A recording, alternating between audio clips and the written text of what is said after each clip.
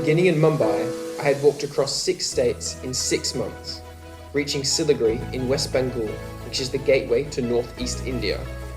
I could now head directly east towards my final state in India, Assam. After a few days trying the food in the city, it was time to get rolling once more. I didn't get far before a kind monk showed me the temple where he lived.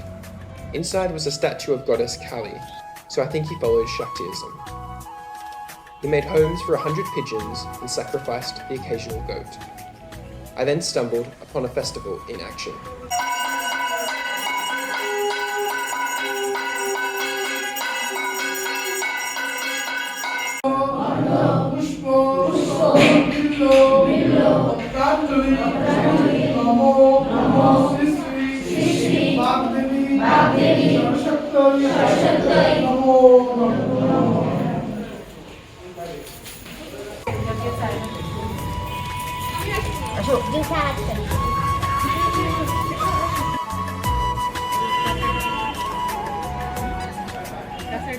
At the puja, a family invited me for dinner. They were a Muslim family, attended a Christian school, and enjoyed Hindu festivals.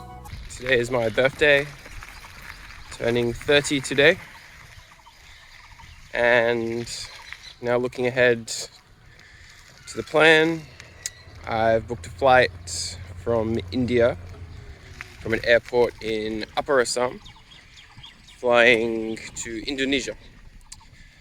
And that's about 800 kilometers away. So I've got about 6 weeks to cover that distance. Just to make sure I continue on this good pace.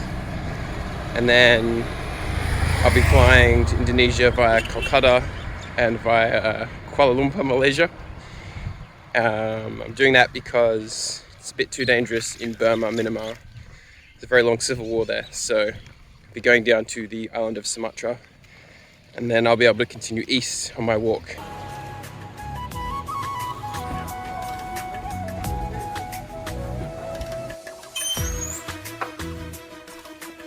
A guy just ran over to me with a newspaper. I was very confused why he wanted to give me a newspaper that was obviously not in English. And then he showed me it was like a photo of me. And it was like an article about my walk. I think it was in Bengali, or maybe it was in Hindi. It was so funny. Hundreds of people in this one spot selling fruit, vegetables.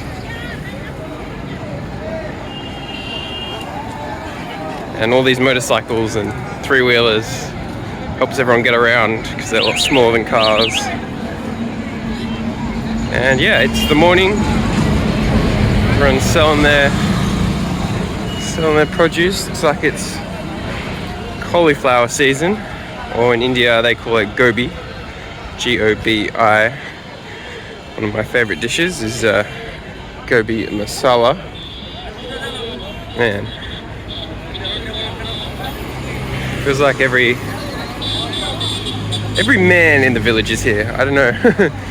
There are maybe a few hundred men and not a single woman there. It's quite typical for India. Very interesting gender divides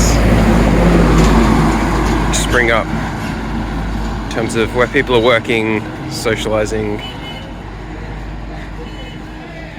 Small day today, only about 20 kilometers on the cards. So I'm hoping that I can have some better conversations with people, be a bit more present. Because even though I'm walking, sometimes I feel like I'm going too fast and rushing to get through the day. Morning.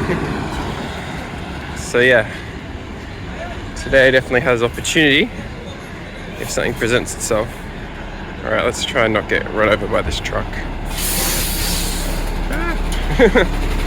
Run quickly. Okay. Alright, so yeah, I'm not sure what day it is, 360 something.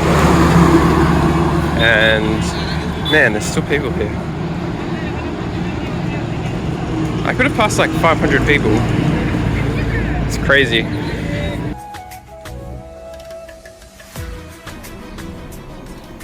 I have reached my final state to walk across in India. It feels like I've been in West Bengal for a very long time. The Brahmaputra River runs across the state. My plan was to cross it at Guwahati, then stay south of the river, walking all the way up to Tinsukia. Mornings are almost always the best time for walking because this is the coolest part of the day. Sometimes there was a thick fog, so I had to pay close attention to the traffic. Where possible, I took quieter village roads. I met many friendly people who were excited to welcome me to Assam. So these are gamosa, I think. I'm not sure if I'm pronouncing that rightly, but in Assam it seems it's one of the traditional ways to show respect to guests. It's sort of a sign of hospitality and high respect. And so I've been receiving these. I've only been in Assam 2 days and I think I've already got two families. It's been amazing. Quite large families who invite me in to give me food and just welcome me to their land. It's very special. Schools gave me a warm welcome.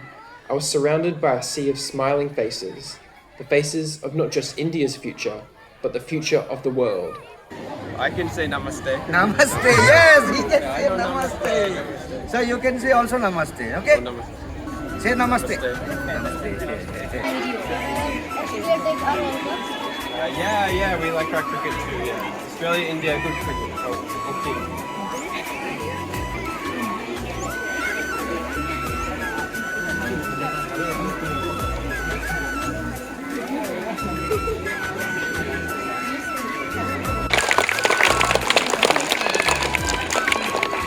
I don't know what to say.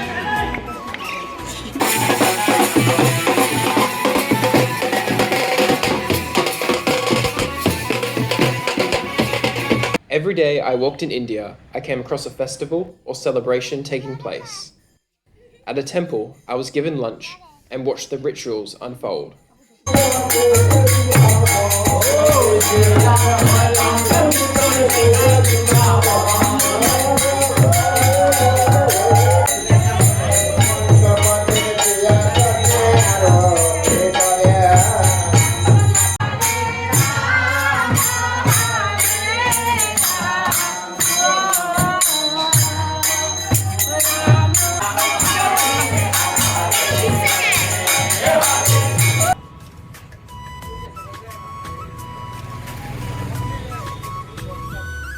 Look at that, an empty road.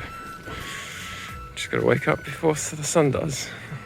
So you give me gamosa, and what does gamosa mean? Tell me. Gamosa means yes, towel. Yeah. It is proud of Assam. Proud of Assam. It's called gamosa. It's Assam is bihu. Bihu song is where is gamosa is very happy. I'm coming Rangali Bihu. It's April month is Bihu.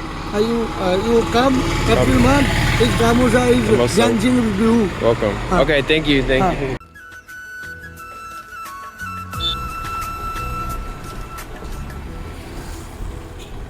So Guwahati has a population of about 1 million people, but it feels quite a lot busier than that.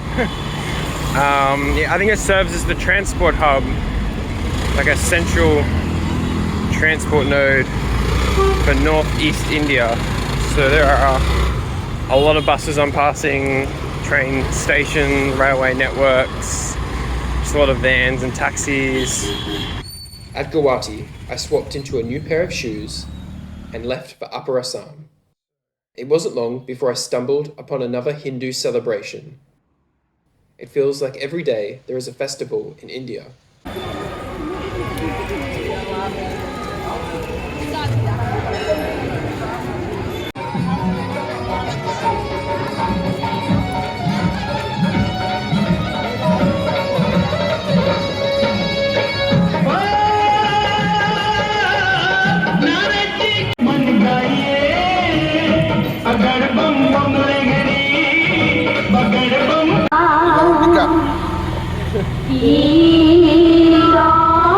Lost count of how many of these things I've received. I just got tea and all kinds of food inside a local's home. Just amazing. I'll definitely always remember the generosity of this place in Assam. Yeah, it's been great help, you know. I always tell people, you know, I'm just alone when they ask, you know, where's all my friends and that, but, you know, when you get brought into someone's home and shelter and given food and water, it's such a massive help. Makes the day so much easier. Kazaranga National Park. So this road basically goes through or just on the edge of this national park. I think it's the one known for this one-horn rhinos everyone keeps telling me about. From the roadside, I spotted some one-horn rhinos, as well as 2 other of the big 5 animals of Kazaranga. But with only 2 weeks left to Tinsukia, I began to reflect on my journey across the subcontinent. It is one thing to learn about a country, but another thing entirely to walk across it. This is truer for India than any other country I've walked. The intensity of the sounds, the smells, the colours, the tastes, the energy of the people, the power of the spiritual that is intertwined into so many aspects of daily life. The chaos on the streets, as 1.4 billion people dance, race around, smile and shout. The struggle for survival and the joys of family and connection. It feels like another world where the gods have turned up the volume in every dimension.